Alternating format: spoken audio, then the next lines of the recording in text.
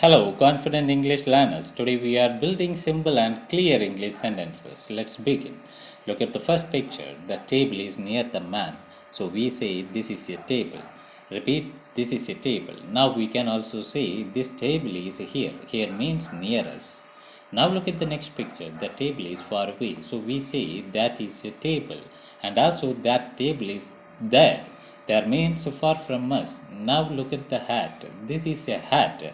Now listen carefully. Instead of repeating hat, we can say it is a hat. It is used for things. Now look at the hand. This is the thumb. Repeat. This is the thumb.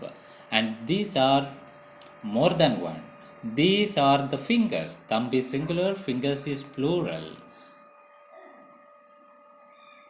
If you like this lesson, subscribe to our channel, press the bell icon, don't miss our next English class.